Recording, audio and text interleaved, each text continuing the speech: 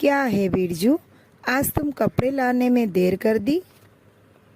अरे का बताऊँ माँ जी, ये सारे मोहल्ले में कपड़े धोने के लिए मैं अकेला ही धोबी हूँ, इसीलिए थोड़ा देर हो गया। और घर पर हाथ बटाने के लिए भी कोई नहीं है ना। अच्छा अच्छा ठीक है, ला जल्दी मुझे कपड़े दे दो, मुझे फिर बाहर जाना है। ये लीजिए माँ जी आपके कपड़े, और ये रहा आपका एक हफ्ते का हिसाब। कुल मिलाकर पूरे 500 रुपए हो गए। रुक जा, मैं अभी पैसे लेकर आती हूँ। सरस्वती अपने बहू को आवाज देती है। अरे बहू, धोबी कपड़ा लेकर आया है, उसे 500 रुपए देना है। जल्दी 500 रुपए लेकर आ तो सही। अरे माँ जी, आपकी बेटे की शादी हो गई क्या? हाँ, अभी पिछले महीने ही शादी हुई है। और तभी वहाँ सरस्वती की बहू सुनी आ जाती है। ये लीजिए माँ जी पैसे। सुनी बिरजू के लाए हुए रसीद को देखती है। अरे ये क्या भैया, कुल मिलाकर तो इसमें हिसाब से 300 रुपए हुए हैं और आप 500 रुपए मांग रहे हो। सुनी का बात सुनकर बिरजू हड़बड़ा जाता है। अरे दीदी, लगता है कोई गलतफहमी हो गई है, जरा दिखाना तो। माफ करना मुझे, हाँ, हिसाब मैंने गलत लिख दिया था। 500 रुपए नहीं हो रहा है, आपका 300 रुपए हो रहा है। सुनी समझ जाती है कि उसके सास को पढ़ना लिखना नहीं आता, इसीलिए इस धोबी ने उसकी सास को बेवकूफ बनाती है। पैसा लेने के बाद धोबी कहता है, अरे माँ जी, आपकी बहू तो बड़ी होशियार है। हाँ वो तो है, मेरी बहू एमए पास है। अच्छा अच्छा माँ जी, चलता हूँ मैं। बिरजू के जाते ही सरस्वती सुनी से कहती है, इसका मतलब बहू, इस धोबी के बच्चे ने मुझे हमेशा बेवकूफ बनाता आ रहा है और मुझसे ज्यादा पैसे लेकर जा रहा था।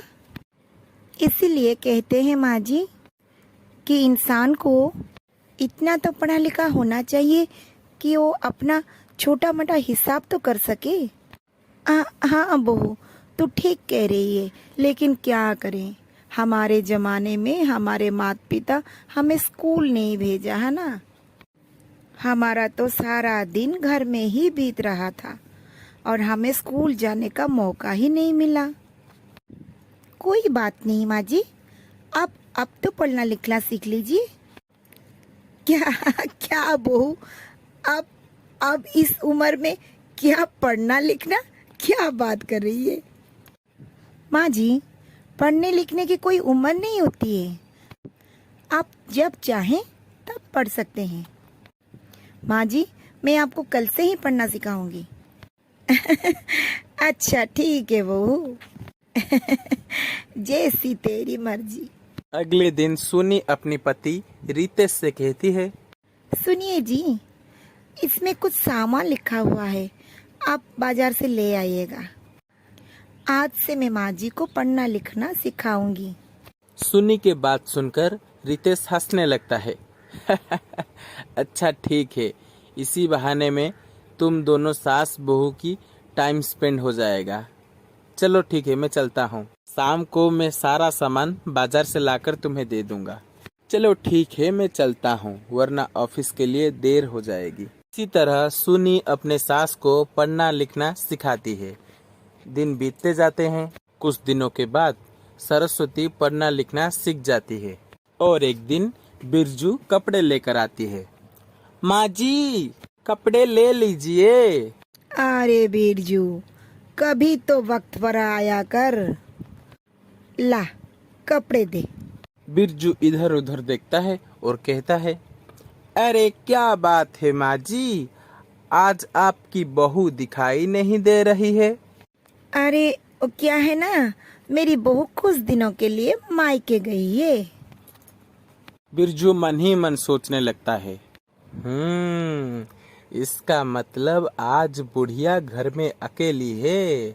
आज मैं इस बुढ़िया से ज्यादा पैसा ले जा सकती हूँ। अरे क्या सोच रहे हो? ला, हिसाब की पर्ची मुझे दे। बिरजू सरस्वती को हिसाब की पर्ची देते हुए कहता है, अरे माँ जी, इस महीने में पूरे 3 महीना का 1200 रुपए देने पड़ेंगे। सरस्वती पर्ची देकर हिसाब करती है और सीधे ही बिरजू की कान पकड़ती है। अरे अरे माँ जी, ये आप क्या कर रहे हैं? अरे मेरा कान तो छोड़िए। अरे 900 रुपए को 1200 बता रहा है, मुझे बेवकूफ बना रहा है। अरे माँ जी, आपको तो पढ़ना लिखना नहीं आता है ना, तो आपको ये हिसाब कैसे आ गई? तो इसी बात का तू मेरे से फायदा उठाकर मुझे ठग रहा था नहीं? अरे मेरी बहू ने मुझे तो पढ़ना लिखना सिखा दिया है।